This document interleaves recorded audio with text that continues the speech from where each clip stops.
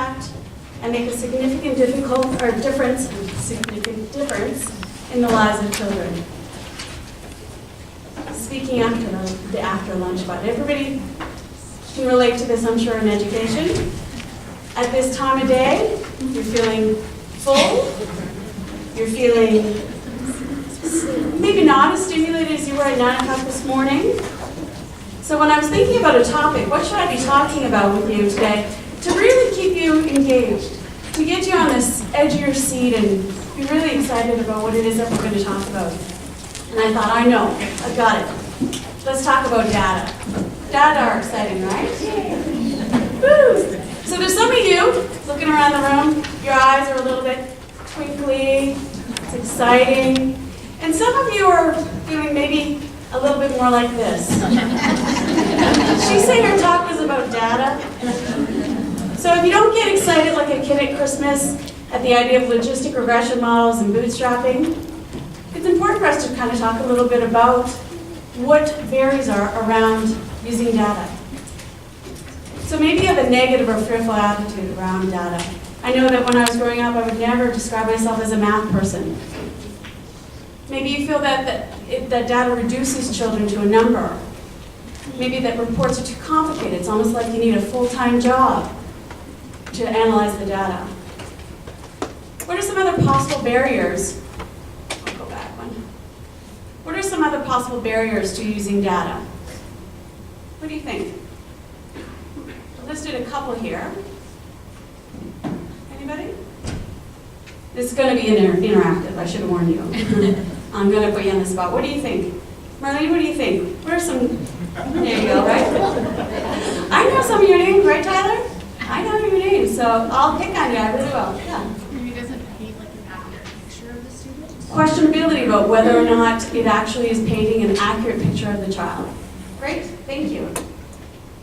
I wish I had like something to... Anybody else? There's any barrier? Consistent collection practices. So is there consistency with the way that the manner that the data is being collected? Absolutely. One more. I know we can do one more. A barrier. Yes? Just because you can measure something doesn't mean you know what causes something. So making changes is difficult and it still takes significant thought, I think, and maybe some trial and error to make the data work for you. Absolutely. So really what you're saying is that you can collect the data, you can get the story of what's happening, but now what do? We actually had sessions out west last year that was called, So What? Now What? So you have the data, now what do you do with it? So that certainly can be a barrier because it can be very frustrating and certainly very challenging to really make those differences in children. So part of my talk today will be to address some of these barriers, as well as show educators how we can break down some of these barriers and really engage with data to empower action in your divisions. In fact, we'll be talking about a few of the divisions in Manitoba here and what they're doing to use data. Learning to read is a critical challenge of primaries grade K to 3. We know that in grade 2, grade 3, that there's this transition that happens from learning to read to reading to learn. And unfortunately, 25–30% of children have significant difficulty learning to read. These are our most vulnerable children. And when I think about our most vulnerable children, I think about that number, 25–30%. I wanted to talk to you about a child today that was one of those vulnerable children. And I'm going to introduce you. This is my brother, Randy. Growing up, Randy's disposition was always like this. Big, happy smiles, easily made friends, really liked school. However, as he went through the elementary school process, teachers started to notice that he wasn't catching on. He wasn't learning at the same rate as his peers. Randy tells me he remembers the feeling of looking around the room at his peers and thinking, how are they getting this? I don't understand what it is that the teacher wanted. I don't understand what it is that I'm doing. And the teachers, they didn't know how to teach my brother because, you see, Randy was undiagnosed with dyslexia. And he was from a generation that just didn't have enough information and knowledge about it. So he kept slipping further and further behind and started acting out in class. started to be the class clown, be sent down to the principal's office. Educators tried to help them with the knowledge that they had, getting them prescription glasses, 20/20 vision, helping him through corporal punishment. And when it didn't work, when all of their efforts failed, he was segregated into a classroom with other children that they didn't know what to do with.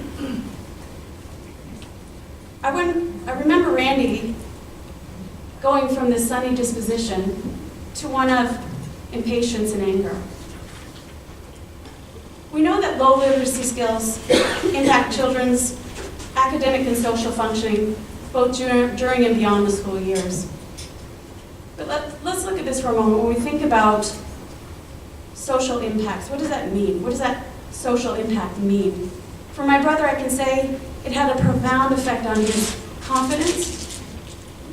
And I remember when he graduated from high school, he was in his gown and had his hat on. And this should have been a moment where he was really proud. His family was there to support him. And he looked at me, and I'll never forget him saying, "This diploma is a joke." Because my brother graduated with a grade 2 reading ability.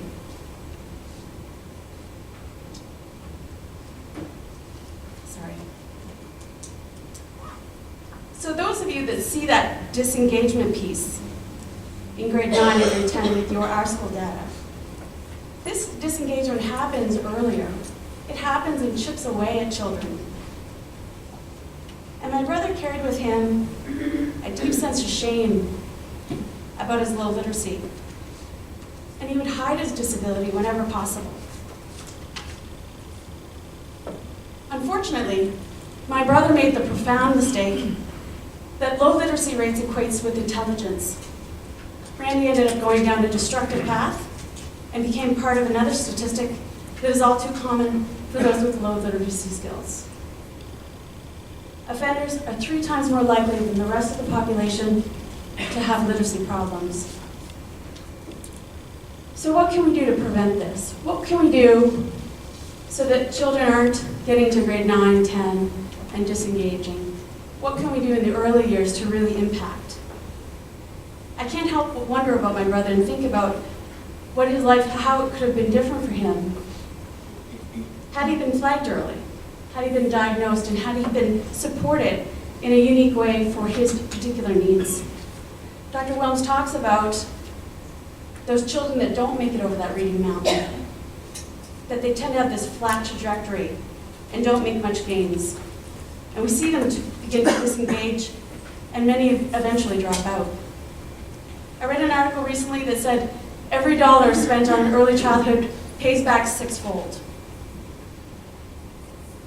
And we know that the impacts of social literacy, aside from the fiscal gains that we can make, we know that if we can prevent literacy failure from happening in the first place, that is in itself worth the investment. When we think about why we're educators, so why are you here today? If you were to do a Google poll and say, what's the main reason you became an educator? The main reason is that you want to make a difference. Well, what you do makes a difference. But what I do walking across the street makes a difference. Going to brush my teeth could make a difference. What we want to know is, and what many of you want to know is, what is the difference that you're making? And we know that knowledge will bring the opportunity to make that difference. So what is the evidence that is informing your practice? What is the evidence of your practice? Understanding your impact. When you understand how you're impacting children, when you understand the type of impacts you're making, you can make those decisions that can really positively affect your children. One of the things about data is, I think where it's most powerful is when it goes from numbers on a page to a comprehensive data story. It fosters understanding and motivates action. And I'm going to be showing you a couple of reports today related to the early years evaluation, where Dr. Wilms will take complicated data like logistic regression models and put them in a form that children at this age at an early age can actually be engaged in their own learning and development, understand with transparency how they can move forward, to have reports that they can understand, that parents, regardless of their literacy level, can understand. That's power. When you have data, when you're going to as a teacher, going to your multidisciplinary meetings, and you're saying, instead of like, have an intuition or have a gut feeling about Tommy, what you're coming with is data that suggests this is where we can see where we need to help Tommy. This is where we can target our efforts. And now you're speaking a language that is across SLPs, OTs, PTs, teachers, and that's when we see power in the data. We see power in data when it's taken at a division level and being able to allocate resources in a way that's responsible and effective. So, forgive me, Doug. Data is not what excites me, but rather your reports do. So when we look at, like I said, I was going to show you a couple of the BYU reports. We know that children are holistic learners. We know that they just don't have this tunnel vision of being learners in one particular area, but they learn across domains. Dr. Williams has mentioned this in his talk earlier, that general knowledge, that awareness of self and environment, social emotional piece, that social skills and approaches to learning, cognitive skills, language and communication, physical development, both fine and gross motor. And we know that these are the domains that children, we need to focus on strengthening skills for kids in these areas. And we know that if they have the strength in these areas, that when they hit that reading mountain that Dr. Williams spoke about, that they're going to have skills that is going to prepare them to be ready to learn. So I'm going to show you the first report, the individual child report. If you go in your folder, you'll actually see this report in there. If you oblige me by just grabbing that out of your folder, I appreciate it.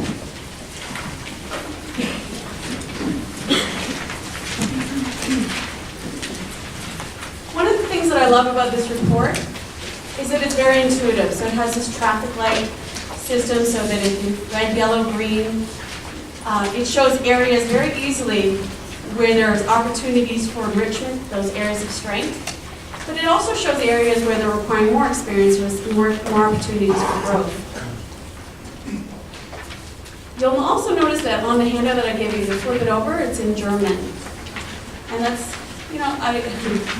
we did a lot of work getting some translations done for these. We have, our goal is to have them in many languages as possible, but I think we have 17 in the can at this point. 3 indigenous languages, Tagalong, Russian, Chinese. And it's not to tout our tool. It's not about that. But what it's about is being able to share that information, getting all educators, families, all these stakeholders in the community on the same page quickly. So can anybody, if you were to look at this report, I'm going to actually go back one. Can you tell me where there's an area of strength for this particular child? I prefer somebody who's never actually seen this report before. Anybody?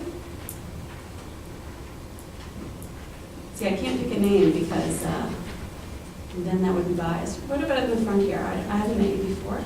I feel like a magic show. I haven't met you before, have I, man? What would you say would be a strength for this? What area would be a strength for this child? Social skills and approaches. Absolutely. And you've never seen that report before? Anybody else want to share a strength for this particular child? Cognitive skills. Perfect, yeah. And what about an area where we could look at more experiences? What about up at the front here? What do you think? An area that you could share more experiences?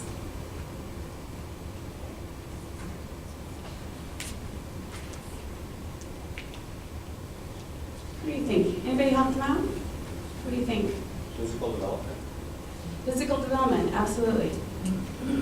So having that power to be able to look at a report and be able to interpret it immediately is very powerful. My sister actually works in the hospital. She's a biotech somebody. She puts blood under a microscope and tells you what's wrong with you.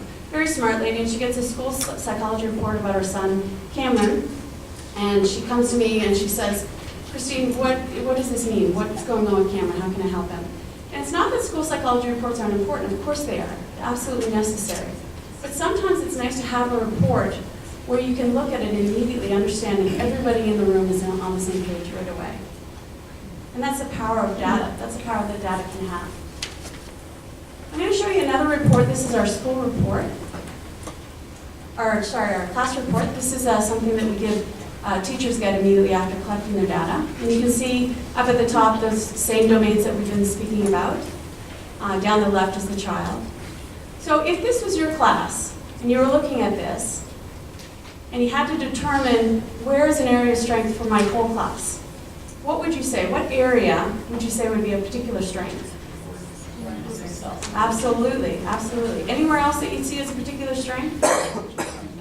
Absolutely. One more, you think? Absolutely, yeah. So now, what's the bonus, or what's the benefit of a teacher knowing that your children are coming to school with the skills that they'll need to be successful when they hit that reading mountain in grade 1? What's the value of knowing that at the beginning of the school year? You can see the power of that, right? Knowing that information allows you to enrich experiences, but it also allows you to take these opportunities where they're strong and bolster them in areas where maybe they need a little bit more experience. So if you were to say, this is a particular area where I'm going to focus as a teacher, what area would you focus on first, do you think? Cognitive, sure. Anywhere else? Gross motor. Yeah, gross motor. Anywhere else?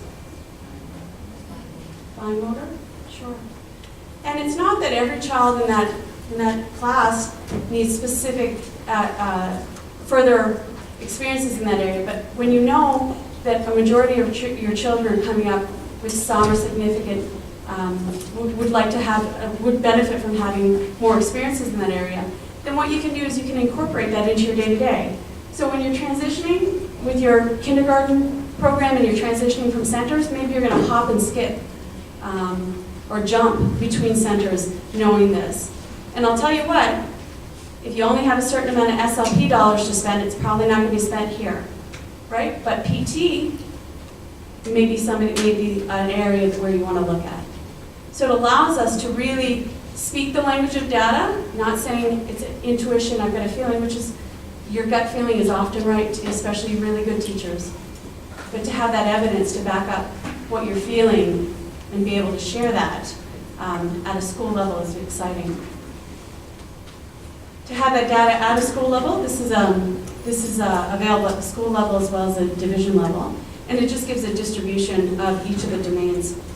So when we look at this, it allows us to use it for school development planning. So if we know we can even track this longitudinally, you could even look at it as a trend analysis year over year in a way to engage community members. Principals will know, well, okay, I know where I can allocate my funds a little bit better based on this information. So it's powerful, not just at an individual child level and a teacher level, but now you're able to see this at an administrative level working. And the last report that I want to show you is, this comes from the division level report. It's the RTI, Dr. Williams had spoke about earlier. And this is available at the teacher level, the school level, and at the division level. And so what's so powerful and what's so exciting about this information is that Dr. Williams has created a formula that allows us to be able to predict the likelihood that the child will need further help and assistance in literacy in the elementary school years. Now that's not to write that in stone and say, that's where they are, because that's not true, this can change. And that's our hope, is to change it, right? But rather, we can take this information to help really guide us and to help us to understand, okay, we need to put in literacy supports here and here so that we can be preventative. So we're not getting to that grade 9, grade 10 area where we're seeing that disengagement and eventual dropout. So how are you engaging with data to empower action? I work on a Mac computer, and on my Mac it's so beautiful, but as you can see when it transfers over to the PC, it didn't work quite as well, but you can see that all right, can't you? So how are you currently engaging with engaging with data to empower action? So what we're going to do is we're going to do a very quick, just 2 minutes, really 2 minutes. At your table, I want you to take your yellow notepads, and I want you to write one way, and it doesn't have to be with the EYE, it can be with any data. How are you engaging with data to empower action? So it's going to be a quick 2 minutes, so I want you to write down one way. Okay, so you ready? Go.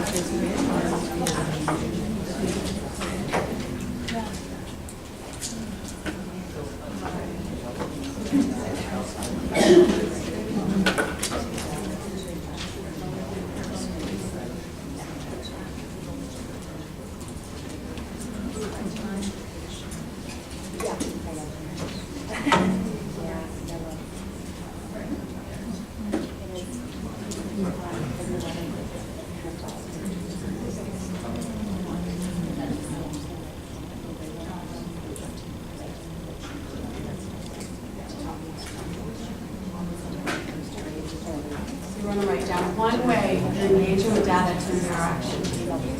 You have 1 minute left.